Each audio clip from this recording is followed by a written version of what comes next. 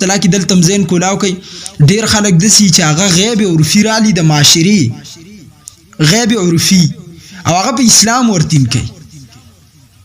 مثال به تور باندې یو کس وای چې خلک اسلام ته ځکه ناراضي چې په اسلامي بانکونو کې سود دی، نو سبا سود خو غیب عرفي دی، شرعي هو نه دی، اسلام خو د دې اجازه نه دی ورکړي. دا زه د الفاظ دا کوم بعضی خلک پیاس نه چې پوه شاوي شي دا غیب شرعي او غیب عرفي دا څنګه یادای.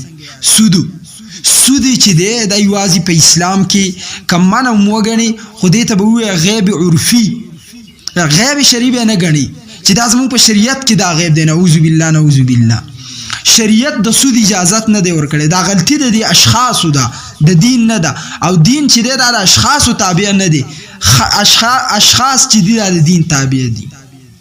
انسان د دین تابع دی، دین د انسان تابع نه دی. نو یو سړی سود کوي نو دین به ته د سودګر نه تابع کې، دا سودګر به د دین تابع کې چې دا سړی به کې غلطه کوي. کني بیا په اسلام کې قوانین ولې نازلې دي، سزا ولې نازلې ده. یو ذهن تملیږي خو بیوقوف را پاسې جی عیسائی نه مسلمانې ده واجه وی چې ستاسو په بینکونو کې سود دی، ستاسو په بینکونو کې سود دی. نو ته به ورته وایې چې زمونږ په دین کې سود نه دی، ته زمونږ دین ته راشه، زمونږ دین حق دی، زمونږ دین اسلام حق دی، ته زمونږ دین ته راشه. دا زمونږ د دین مسله نه ده چې ته سود کوه، زمونږ په دین کې منع ده.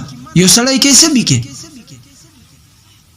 لکه دی کې یو کس دی نامې خو رات نه دی نن سبا سړی ځان ته د ملحدینو ډاکټر وایي. هر سړی داسې خوشحال دی چې دا داسې ښه مسله ده. حالانکې دی کې زه خو وایم چې ګوتې پکې انسانونه وي.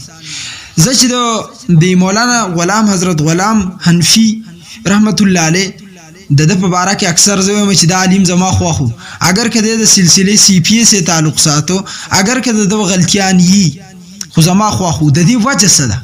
د بعضی عالم دین په بیان کې عشق پروتي چې تا اسلام ترابلی شکوک و شبهات ته دی نه اچي.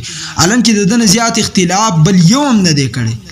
د چې کوم کتاب تشریحات نابغه لیکل زه تاسو ته د ابتدا نه چې پیدا کمی کالټه اړول دي په دې باطل پرستو سوایم، لیکن د یو کس الفاظ دسی داغه انداز دسی چې هغه ستا په ذهن کې شکوک شبهات نه راولي. الیاس ګومن صاحب ته ګوري استاد جی ته داغه بیان ستا په ذهن کې شکوک شبهات نه راولي، تاکي ګرمایش راولي، شریعت ته دی راړي.